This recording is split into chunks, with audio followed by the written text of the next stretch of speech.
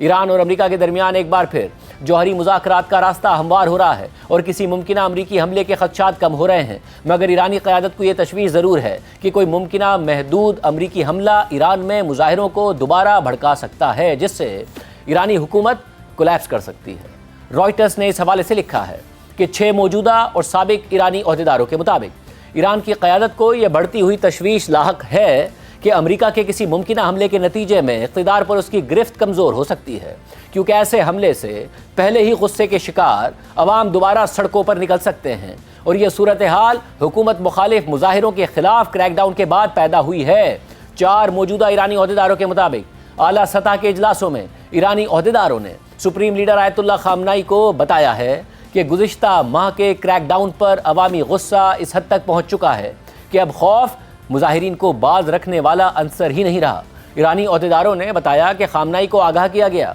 कि बहुत से ईरानी एक बार फिर सिक्योरिटी फोर्सेस का सामना करने के लिए तैयार हैं और बैरूनी दबाव जैसे कि अमेरिका का कोई महदूद हमला मुजाहिरीन का हौसला बढ़ा सकता है और ईरान के सियासी निज़ाम को नाकाबिल तलाफ़ी नुकसान पहुँचा सकता है। एक ईरानी ओहदेदार ने रॉयटर्स को बताया कि ईरान के दुश्मन मज़ीद एहतजाज चाहते हैं ताकि इस्लामी जमहूरिया का खात्मा किया जा सके और अगर कोई बगावत हुई तो बदकिस्मती से मज़ीद तशद्दुद होगा। उस ओहदेदार ने मज़ीद कहा कि गुस्से में भरे अवामी मुजाहिरों के साथ साथ कोई अमरीकी हमला ईरान के हुकूमती निज़ाम के कोलैप्स का सबब बन सकता है। ईरानी हुकाम के मुताबिक ईरान के आला हुकाम का भी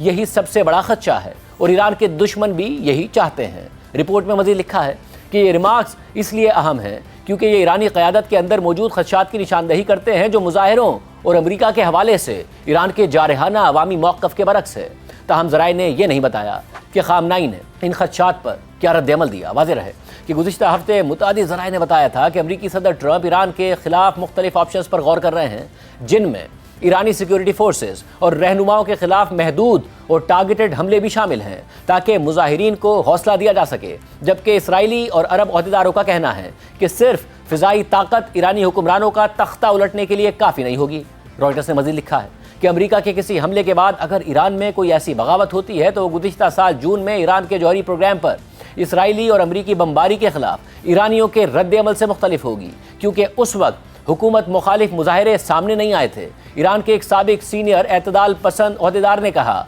कि हालिया क्रैकडाउन के बाद सूरत हाल बदल चुकी है। उन्होंने कहा कि लोग इंतहाई गुस्से में हैं और अमरीका का कोई हमला ईरानियों को दोबारा उठ खड़ा होने पर मजबूर कर सकता है। खौफ की दीवार गिर चुकी है, अब कोई खौफ बाकी नहीं रहा। इसके अलावा ईरान की कई अपोजिशन शख्सियात जो माजी में मौजूदा निज़ाम का हिस्सा रह चुकी हैं लेकिन बाद में इस निज़ाम से अलग हो गई, उन्होंने ईरानी क़यादत को खबरदार किया है कि शदीद अवामी गुस्सा इस्लामी निज़ाम के कोलैप्स का बाइस बन सकता है। 2011 से बगैर किसी ट्रायल के नज़रबंद साबिक ईरानी वज़ीर आज़म मीर हुसैन मूसवी ने इस्लाह पसंद वेबसाइट कलमा में शाया होने वाले एक बयान में कहा है कि जनवरी के सर्द महीने में जो गर्म खून बहाया गया वो उस वक्त तक खोलता रहेगा जब तक कि तारीख़ का रुख तब्दील नहीं हो जाता। मीर हुसैन मूसवी ने मज़ीद कहा कि लोग मज़ीद